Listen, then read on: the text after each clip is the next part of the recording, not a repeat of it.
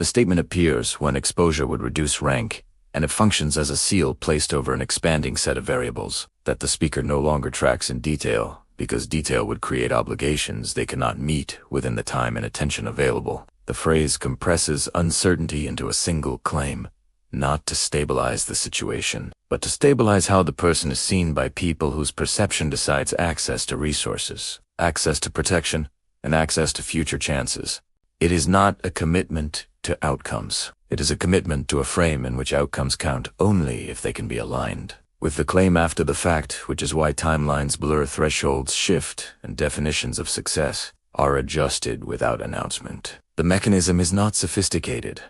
Remove surface variance from discussion, limit the number of variables allowed into the conversation, and delay any measurement that would force a binary result, which produces temporary relief inside the role and diminishes the space for others to question without appearing insubordinate. Because that relief is social rather than operational, it strengthens the habit and weakens the connection to ground truths, while preserving the appearance of competence long enough to be mistaken for competence by those with limited proximity. The pattern forms in environments where visibility of failure carries immediate costs, and visibility of uncertainty is priced as incompetence, because the person learns that the quickest way to keep their position is to assure rather than to measure. It grows in organizations that equate composure with control, where the absence of visible panic is treated as evidence that variables are contained, even when there is no measurement behind the posture. It is reinforced by feedback loops that reward brevity and confidence in meetings where complex conditions are simplified into statements that travel well between layers of hierarchy and can be repeated without context by people who are not paying attention to the underlying system. The person discovers that people stop asking questions when they sound certain, and they stop offering inconvenient data when the claim is already framed as closed. So the channel narrows until only agreeable information reaches them. The narrowed channel then becomes their world, which is why they experience genuine surprise when external factors surface with force that was fully visible to others who were bypassed by the earlier claim. Control has already moved beyond private reach. From the inside, the claim feels justified because it keeps the room stable, and stability inside the room is treated as synonymous with stability outside it, which is false but useful for someone who needs to leave the room with their status intact. The person embeds numbers that can be defended rather than numbers that reflect the state of the field, which lets them withstand scrutiny without addressing the causes of drift, and they call this control because the metrics appear calm under inspection, for as long as the definitions remain unchallenged. They push risk into categories labeled normal fluctuation and temporarily elevated variance, which are verbal bins that remove urgency without changing exposure, producing a presentable table that reads as handled by those who do not have the time to examine the construction behind it. They rely on the fact that most observers have their own work and will not spend scarce attention interrogating a claim that arrives with polished language and the right names attached. Trust is falling faster than facts can cover. The behavioral core is old and constant. A person who trades visibility for quiet, who trades detail for posture, and who calls that trade control because it has worked before in smaller contexts with lower stakes. The pattern hardens once it yields a promotion or survival during a bad quarter because it becomes part of the identity the person presents to their peers, and identity is defended beyond data, since admitting a gap would retroactively invalidate prior claims that were rewarded. In time, the person becomes less able to tell the difference between noise and signal, because the only signals they treat as real are those that can be reconciled with the earlier claim, which is how small deviations that require action become filtered as statistical bumps that require nothing, until they no longer qualify as small in the external environment. The next claim is easier to make and easier to believe, since contradicting it would force the person to reopen earlier statements and face the social costs of reversing a position that others have already repeated. The mechanism, therefore, carries its own proof within it, because people stop challenging. The claimant stops experiencing disconfirmation, which reads as proof of accuracy rather than proof of avoidance. They are not directing anything anymore. Internally. Common signals are misread in consistent ways that keep the pattern alive long after external control has faded, and each misreading protects status at the cost of situational grip. Silence in a group is treated as alignment when it is often a tactical decision to conserve relationship capital until exit is possible or substitution is ready. But the person hears it as agreement and continues. Deference is taken as respect when it is merely risk management by people who no longer expect useful help from the person and need to avoid being tied to them when inspection finally arrives, yet the person reads it as proof of authority. Compliance with minor requests is seen as trust when it is transactional patience by those who buy time to build alternate paths.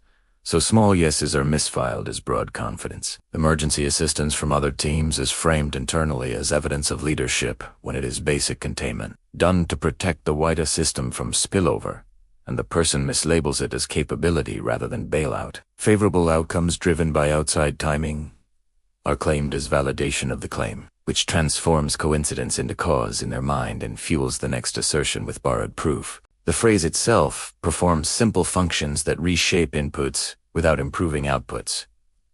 And this reshaping is the entire point for someone who needs to get through the next meeting without losing position. It collapses timelines by removing reference points, because anything that can be finished later does not oblige action now, allowing the person to hold attention while doing less than the situation requires. It narrows the set of accepted measures, preferring those that flatten variance or average away distress. So monthly aggregates hide weekly spikes that would otherwise force intervention under a visible deadline. It moves accountability from events to narratives, since a narrative can absorb contradiction more easily than a time-stamped metric, and people who depend on narrative memory will not notice misalignment without a direct cause to compare. It also shifts ownership of messy edges to unnamed factors so that specific decisions can be insulated, not with evidence, but with language that sounds orderly enough to pass in environments that confuse order with control. The claim leverages the asymmetry between making a simple statement and proving its falsehood, which always requires more energy, more data, and often more rank than the people hearing it possess at that moment. The person knows that colleagues with the capacity to challenge are not incentivized to spend that capital unless the risk to themselves is obvious. So the claim often stands by default, and defaults become norms quickly. The claim further exploits the gap between visibility at the top and reality at the edges, since the person can hold meetings that display calm slides while frontline conditions degrade in ways that are expensive to communicate upward, and expensive messages are not sent unless they serve someone's interest, because all groups like predictability and dislike disruption. The claim is socially efficient even when it is operationally false, and social efficiency wins until the mismatch spills past the group's ability to carry it. By the time spillover is visible, the claim has become part of the institutional memory of the person, and memory resists reversal because reversal implies that past trust was misplaced. There is also a structural reason it feels justified while it is occurring, which is that partial control is real in specific bounded parts of the system, and the person conflates partial control with total control to maintain face. They can schedule a meeting, extract a report, or resequence a task, which produces immediate evidence of agency that reads as just, even though the larger drivers continue without regard to their choices. The proximity of these small actions to visible activity provides a stream of reinforcing cues that are easy to misinterpret as steering because the person sees a change after they speak and assumes the chain runs through them in a straight line. The human tendency to link action with outcome saturates the memory of the person with confirmatory examples, while filtering out long lags, complex interactions, and external constraints that operate on different timelines. Over time, the person stores a catalog of instances where the world moved after they spoke, and that catalog substitutes for analysis whenever the claim is required. The misreading of signals from inside the pattern is not random. It follows directly from how the claim changes what other people say and do, because people adapt to avoid private costs, and their adaptation looks like evidence until you understand the incentives. When the person says the situation is handled, subordinates become careful about escalating detail that has already been declared safe, and their quiet is filed as validation rather than as avoidance, which is how the person blinds themselves with their own posture. When stakeholders with leverage decide that confronting would be costly or inefficient, they root around the person, and the lack of confrontation is read internally as support, even though the route around is an early stage of replacement. When small wins are displayed to maintain the surface observers with critical information, learn which metrics are welcome and which are not, and they adjust their reporting accordingly, which converts live information into staged updates that pass inspection without triggering action. In that kind of system, the person does not receive honest signals. Not because people are hostile, but because people are practical, and practicality favors the path of least resistance. which is to allow the claim to stand while reorganizing attention elsewhere.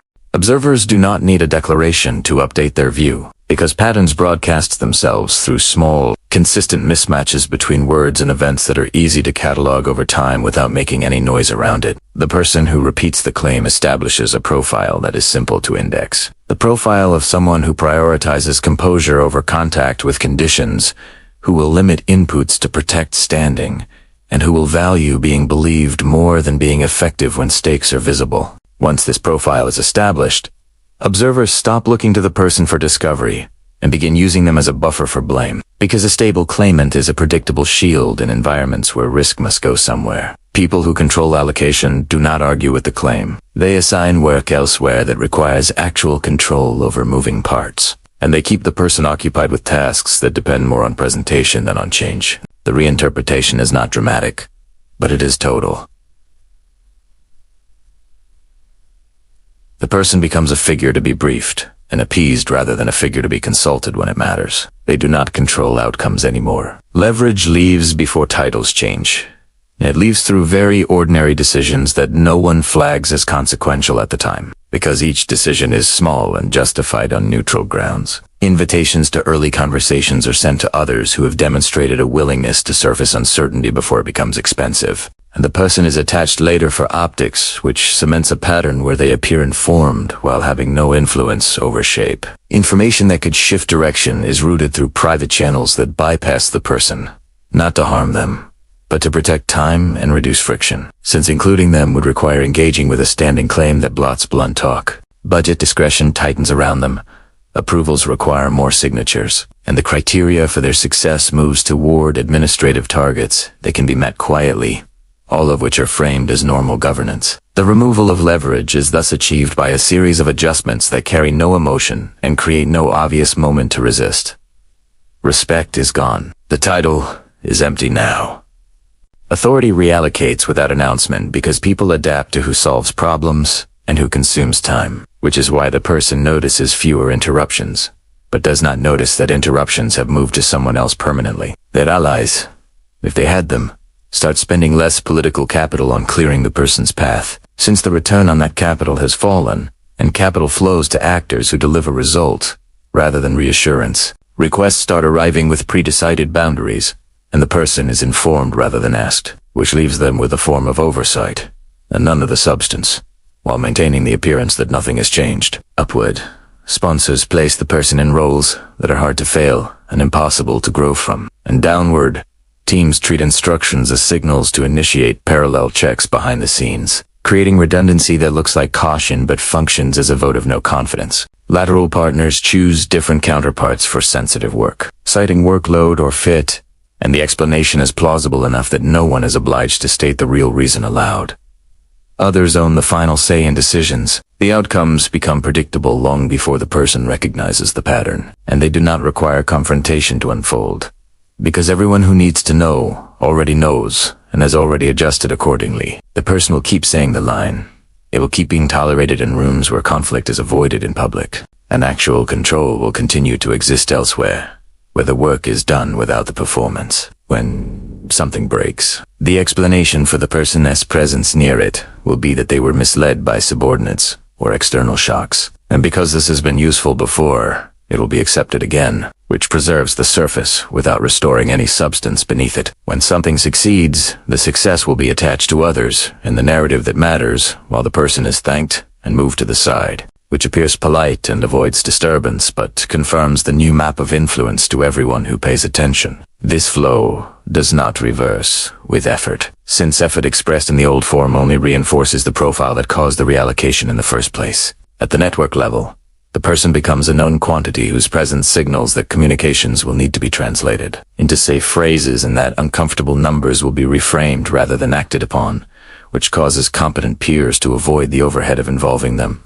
The reputational cost is not marked by a single moment. It is recorded as a steady decrease in the number of times their name comes up when new things are being decided, and by the time they notice the decision space has been redrawn. Colleagues begin to treat their deadlines as soft guidelines, because misstates have not led to sharp consequences when the person is involved, and norms form around that softness, further lowering the weight of their requests. Counterparties negotiate harder with him because they have seen that the person will not escalate quickly, and they calculate that concessions can be avoided without consequence, which becomes self-fulfilling once others copy the approach. Over months, the person's communications are met with default politeness and minimal follow-through, and they are not sure when it started, because it never started. It accumulated. The formal record may continue to show the person as central, especially in settings that respect tenure and role descriptions, but the living record inside people's heads tells a different story that governs day-to-day behavior. The person is trusted to announce completion and to hold a meeting,